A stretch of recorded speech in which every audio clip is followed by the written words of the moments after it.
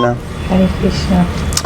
So we're here at the Bhakti Center, just at the back of the temple room, which is kind of like a little library area. Yeah. And yeah, you can see one of the features of the temple room here is the cow dung coated walls, which is really beautiful and wonderful and very traditional. I remember they were doing it many, many years ago, and it was very strong aroma then. It doesn't quite have the same aroma now. Anyway. Alright, it's Canto 4, Chapter 12, Text 13. Om Namo Bhagavate Vasudevaya. Om Namo Bhagavate Vasudevaya. Om Namo Bhagavate Vasudevaya. Text 13. Dhruva Maharaj ruled over this planet for 36,000 years. Oh, that's a long time. He diminished the reactions of pious activities by enjoyment, and by practicing austerities, he diminished inauspicious reactions. Purport. That Dhruva Maharaj ruled over the planet for 36,000 years means that he was present in the Satya Yuga, because in the Satya Yuga people used to live for 100,000 years. In the next Yuga, Treta, people used to live for 10,000 years, and in the next Yuga, Dwapara, for 1,000 years. In the present age, the Kali Yuga, the maximum duration of life is 100 years. With the change of the yugas, the duration of life and memory, the quality of kindness and all other good qualities diminish. There are two kinds of activities, namely pious and impious. By executing pious activities, one can gain facilities for higher material enjoyment. But due to impious activities, one has to undergo severe distress. When he is prosperous, he knows I am diminishing. A devotee, however. Now, a devotee, however, is not interested in enjoyment or affected by distress. I wasn't affected by distress, just thought everyone would like to hear that. When he is prosperous, he knows I am diminishing the results of my pious activities, and when he is in distress, he knows I am diminishing the reactions of my impious activities. A devotee is not concerned with enjoyment or distress.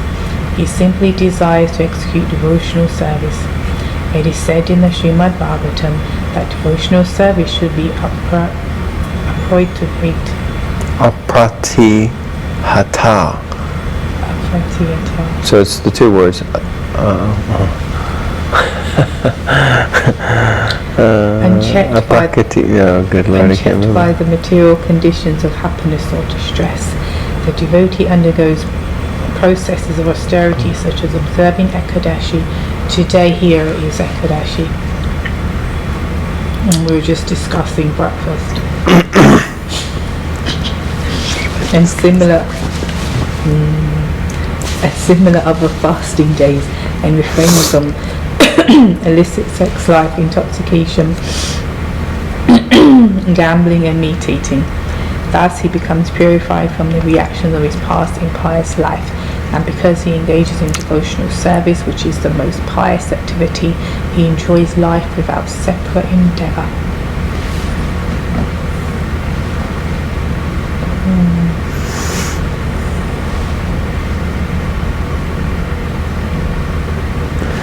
So I remembered the words. It's ahoitukya apratihata. Ahoitukya apratihata. Unmotivated and uninterrupted. Where's the word again? Yeah, apratihata. Unchecked by material conditions. Yeah, unmotivated and ahoitukya apratihata. And yes, today is Ekadasi here. And we will be observing Ekadasi, following the rules and regulations for fasting. Eating potatoes. But the main goal of Ekadasi is actually something that I would say I've never really, not grasped, I understood it, just never really put into practice, which is that Ekadasi is meant to be a day for deepening our spiritual practice, reflecting I remember being so inspired by hearing that Bhaktivedanta Thakur, I think, was he mentioned here? He was mentioned previously. Bhaktivedanta Thakur, he used to use Ekadasis as a time for reflection, where he would reflect on the previous 2 weeks, and he would prepare his consciousness and set kind of goals and spiritual ambitions for the next 2 weeks. And I really would love to get into that space, and as well as chanting extra rounds on Ekadasi, reading, hearing, studying more on Ekadasi. So Ekadasis should be a sacred day that happens every 2 weeks. It's just like, nope, this is a day that's set aside specifically for rejuvenation. I know some devotees many devotees in Chaupati and different temples like that, they would often chant 64 rounds every Ekadasi. That was just their standard program. So it looks like it's Jai Nitai Das show today, but that's okay. Just by her mere presence, everything is important and perfect. So text number 14. The self-controlled great soul Dhruva Maharaj thus passed many years favorably executing 3 kinds of worldly activities, namely religiosity, economic development, and satisfaction of all material desires. Dharma, Artha, and Kama. Thereafter he handed over the charge of the royal throne to his son. Purport. Perfection of materialistic life is suitably attained by the process of observing religious principles. This leads automatically to successful economic development, and thus there is no difficulty in satisfying all material desires. Since Dhruva Maharaj as a king had to keep up his status quo, or it would not have been possible to rule over the people in general, he did it perfectly. But as soon as he saw that his son was grown up and could take charge of the royal throne, he immediately handed over the charge and retired from all material engagements. So many very important and powerful points here.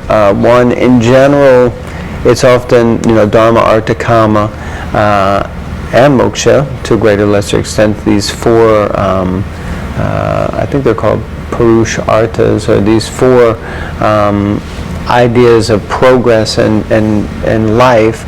Dharma, following religious principles; Artha, economic development; Kama, sense gratification or material enjoyment; and then Moksha, deliverance.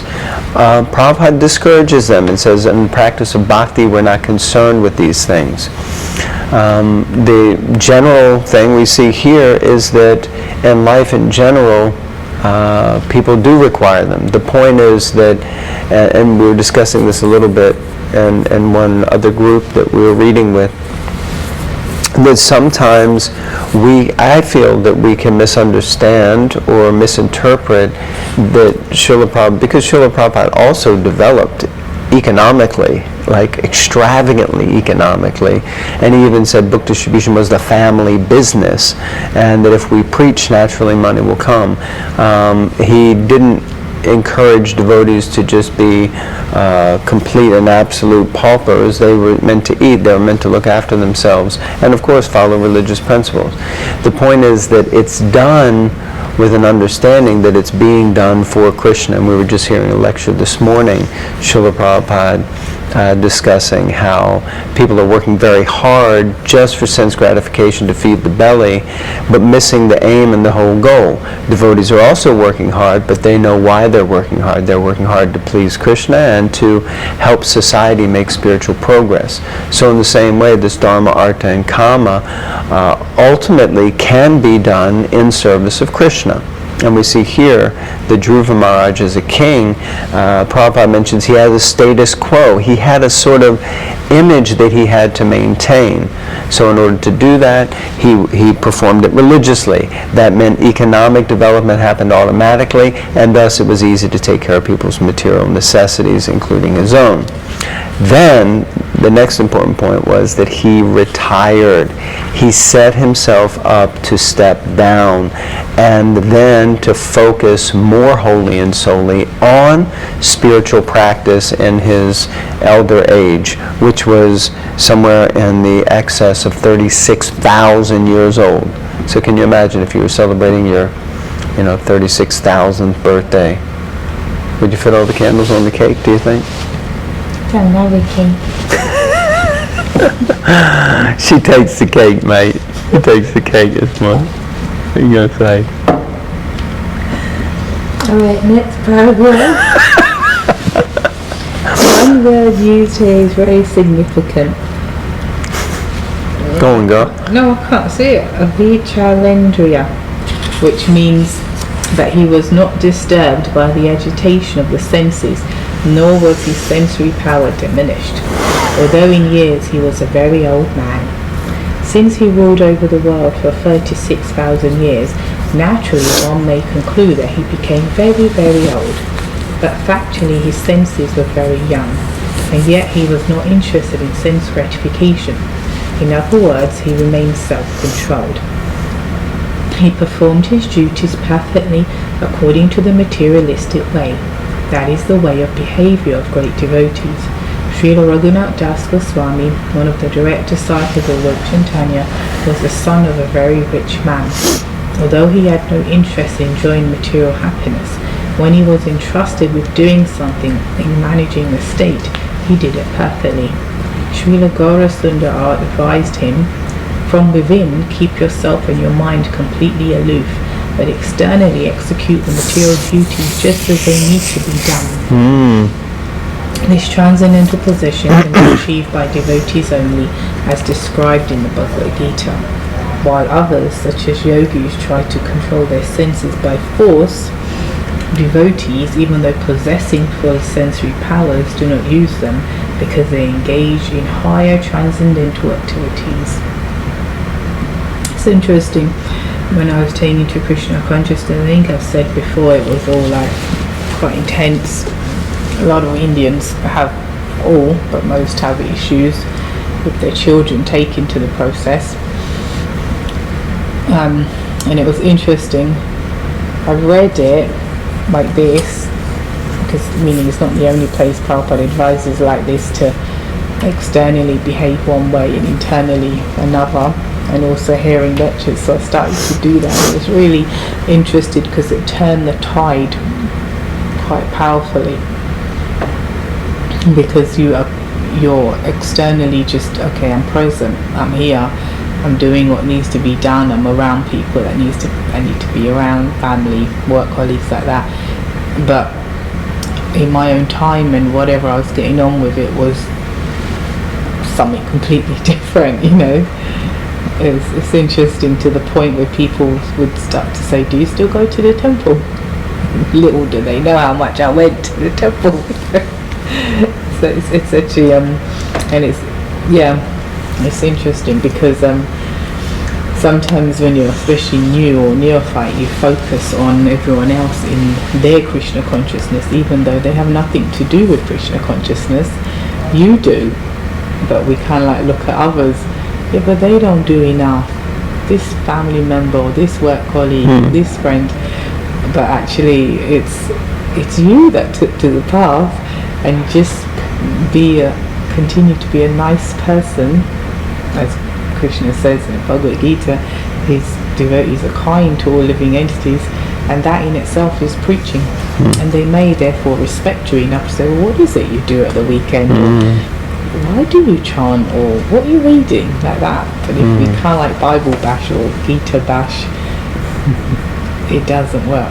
It does not work, and it isn't for you to decide their relationship with Krishna anyway. That's up to them and Krishna. It's quite a powerful instruction that Raghunath Das Goswami was given, and it's very applicable, very practical.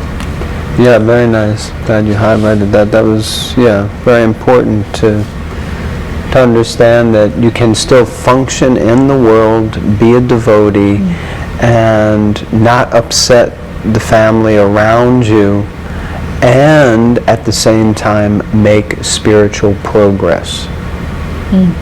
So, and I know we've guided and advised many devotees like this, and I would add though, it doesn't mean you have to be absent-minded or even absent emotionally or absent consciously from the situation. In fact, you can be like totally tuned in for the purpose of, like we were just hearing, what is it about Prabhupada's example that he gives of the wife who has a paramour and how she does her service and work at home better because she doesn't want to be found out. So in that same way, we can be doing our work better, our home life better, everything better, pucka, pucka, pucka.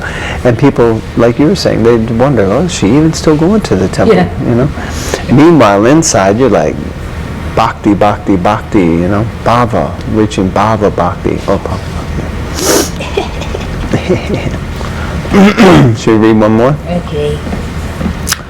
Text 15. Srila Dhruva Maharaj realized that this cosmic manifestation bewilders living entities like a dream or phantasmagoria because it is a creation of the illusory external energy of the Supreme Lord.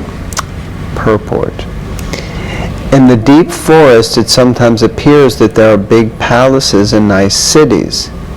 That is technically called Gandharva Nagara. Similarly, in dreams, also we create many false things out of imagination.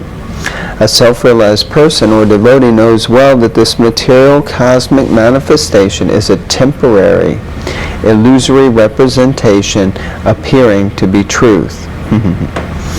It is like a phantasmagoria. But behind this shadow creation there is reality, the spiritual world. A devotee is interested in the spiritual world, not in its shadow. Since he has realization of the supreme truth, a devotee is not interested in this temporary shadow of truth. This is confirmed in the Bhagavad Gita, Param Drishtva Navartate. Yeah, I'd really like to look more into this idea of the Gandharva Nagara, and also this word phantasmagoria. I never heard this word before hearing it from Srila Prabhupada in his books, but I remember as soon as I heard it the first time, it was like I understood it, I knew it, and I had heard it a million times, but I'm sure I'd never heard that word before. Phantasmagoria, or will-o'-the-wisp. Prabhupada says that, will-o'-the-wisp. Yeah, will of the wisp. That's English. Yeah, I had never heard it before. As you know English. Yeah, you're right. So, anyway. So, since he has realization the devotee is not interested in temporary shadow, he is confirmed. Yeah. So, param drishta navartate. When one gets a higher taste, one no longer hankers for the lower taste. So, is not bothered by these phantasmagoria. Just like, I'd like to say, we're here in New York City, and sometimes I think, when we used to live in London, I used to say this also, so many people pay so much money just to come to this big city to enjoy, city breaks, city retreats, weekend parties, New York, come here for fame. And I feel like, we're not here for any of that and not really so interested in any of it. Okay, might be nice to go and see some site or something, but it's like the purpose is completely different, completely different. So some people are just completely enamored. Like we were just down on the Wall Street area the other day, and it's like, Wall Street, oh my God, Wall Street. But it's like, later we found out it's actually a very interesting place for history. Some historical things have happened there. Not just the financial district. I think George Washington was sworn in, the first president. Which these things are a little more interesting because then you get into more of the cultural, kind of deeper historical aspects. But really, we're just here for Krishna consciousness. We're here to try and assist in helping the people of New York get Krishna. That's the point. Whether or not we'll be able to do that, I have no idea. Anything to add? No. It's a quiet day for Bhav. Kadasi's are a quiet day. Mona Vrata, she doesn't speak anything.